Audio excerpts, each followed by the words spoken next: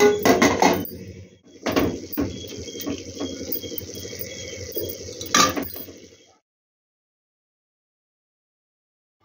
alaikum. Welcome back to the channel Risha Stuffs.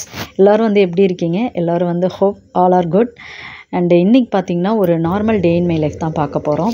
So morning பிரேக்ஃபாஸ்ட்லாம் முடிச்சுட்டு lunch வந்து start பண்ண ஆரம்பிச்சிட்டேன். லஞ்சுக்கு பார்த்திங்கன்னா மட்டன் கிரேவி தான் வந்து நான் ப்ரிப்பேர் பண்ண போகிறேன்.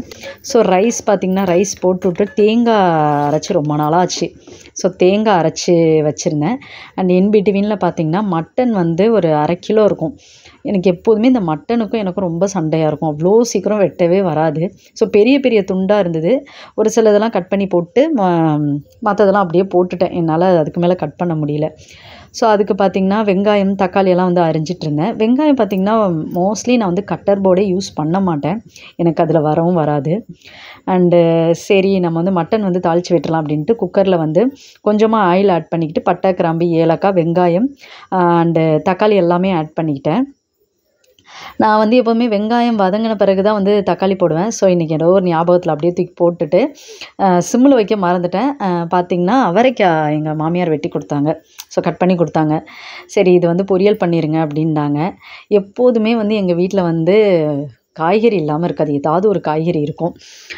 இப்போ பார்த்திங்கன்னா மறந்துட்டேன். அது கொஞ்சம் கருகிருச்சு வெங்காயம் தக்காளி. ஸோ அதோடய வந்து 2 டீஸ்பூன் அளவுக்கு ஜிஞ்சர் கார்லிக் பேஸ்ட் போட்டுட்டு கர்டு வந்து ஆட் பண்ணிக்கிட்டேன். கொஞ்சமாக வந்து மிளகாய்த்தூள் ஆட் பண்ணிக்கிட்டேன். நான் வந்து காஷ்மீரி சில்லி பவுடர் தான் யூஸ் பண்ணுறேன்.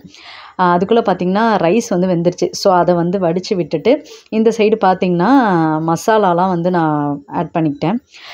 கொரியண்டர் பவுடர் அதாவது மல்லித்தூள் ஜீரகத்தூள் மஞ்சத்தூள் பெருஞ்சீரகத்தூள் எல்லாமே வந்து ஆட் பண்ணிக்கிட்டேன். கரம் மசாலா எல்லாமே. இது கூட வந்து மட்டனையும் வந்து ஆட் பண்ணிக்கிட்டேன்.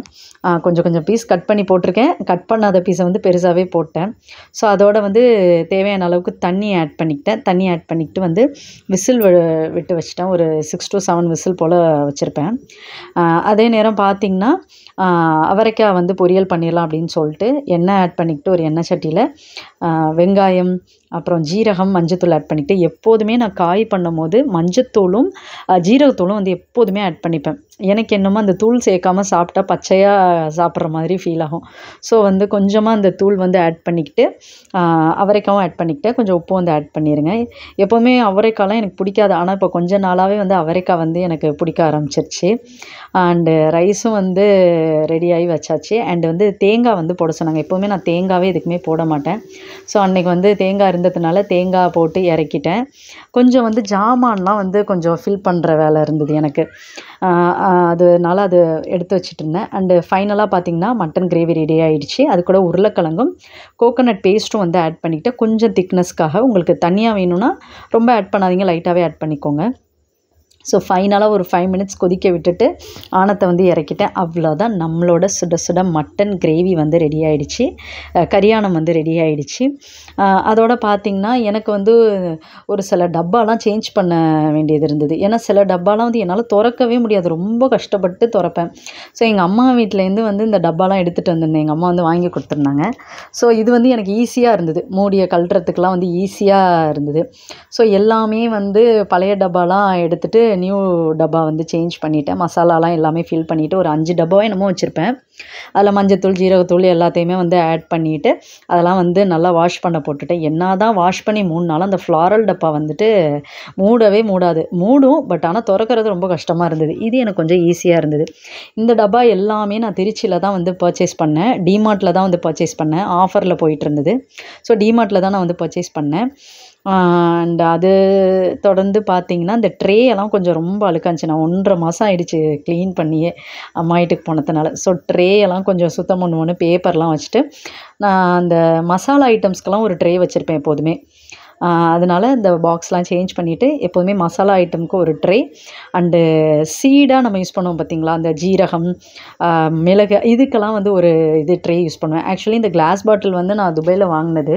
அதில் ஆக்சுவலி 2 உடஞ்சி போச்சு. ஸோ அதையும் க்ளீன் பண்ணிவிட்டு இதில் இந்த ட்ரேயில் என்னென்ன வந்து ஃபில் பண்ணணுமோ அதெல்லாம் ஃபில் பண்ணி அடிக்கிட்டேன்.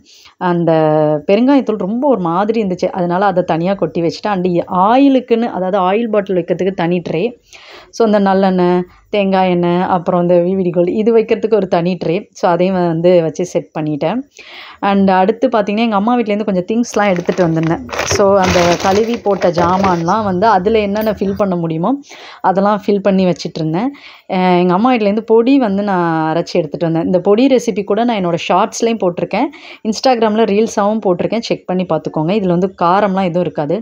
ஸோ அதை ஃபில் பண்ணி வச்சுட்டு கொஞ்சமாக டப்பாவில் எடுத்து அதை தனியாக ஃப்ரிட்ஜில் வச்சுட்டேன். அதுக்கு பிறகு பார்த்திங்கன்னா எங்கள் அம்மா வந்து என்ன கொடுத்துருந்தாங்க, காஞ்சரால்னு நினைக்கிறேன். ஆமாம். ஸோ இந்த பட்டை மிளகாலாம் அரேஞ்ச் பண்ண வேண்டியது இருந்தது. ஸோ இதெல்லாம் எங்கள் மாமியார் வீட்டில் உள்ளது தான். பட்டை மிளகாலாம் கொட்டிட்டு பாக்ஸ் எல்லாம் எல்லாத்தையும் ஃபில் பண்ணிவிட்டு ஒரு வழியாக அந்த வேலையெல்லாம் முடிச்சிட்டேன். அண்டு ஃப்ரிட்ஜில் பார்த்திங்கன்னா எல்லாம் அப்படியே நான் வச்சுட்டு போனது அப்படியே எல்லாமே அப்படியே கச்ச கச்சன்னு இருந்தது. ஸோ அதெல்லாம் சரி பண்ணிவிட்டு நாட்டு சர்க்கரையெல்லாம் கொட்டிட்டு பாதி பாதியாக இருக்குது. ஆல்ரெடி நானே மறந்துட்டேன் அதெல்லாம் எடுக்க, நாட்டு சர்க்கரைலாம். ஸோ அதெல்லாம் ஃபைனலாக பார்த்துட்டு அண்ட் எங்கள் அம்மா வந்து காஞ்சரால் கொடுத்துருந்தாங்க. இது எத்தனை பேருக்கும் உங்களுக்கு தெரியும் அப்படிங்கிறது எனக்கு கமெண்ட் செக்ஷனில் வந்து சொல்லுங்கள். இந்த காஞ்சரால் பார்த்திங்கன்னா நம்ம புளிக்குழம்புக்கு யூஸ் பண்ணலாம். அதாவது காய்கறி போட்டு உங்கள்கிட்ட இறால் இல்லை அப்படின்னா இந்த காஞ்சரால் வந்து யூஸ் பண்ணலாம். ரொம்பவே டேஸ்ட்டாக இருக்கும், ஃப்ராக்னன்ஸாக இருக்கும் குழம்பு சாப்பிட்றதுக்கு. அண்டு இதோட வந்து இந்த விலாக் வந்து எண்ட் ஆகுது. உங்களுக்கு இந்த வீடியோ பிடிச்சிருந்துச்சுன்னா லைக், ஷேர், கமெண்ட் பண்ணுங்கள். நம்ம சேனலை சப்ஸ்கிரைப் பண்ணாமல் இருந்தீங்கன்னா சப்ஸ்கிரைப் பண்ணுங்கள். கீழே இருக்க பெல் ஐக்கானையும் கிளிக் பண்ணிடுங்க. அண்ட் நெக்ஸ்ட் வீடியோவில் பார்க்கலாம். Bye bye and take care and thanks for வாட்சிங்.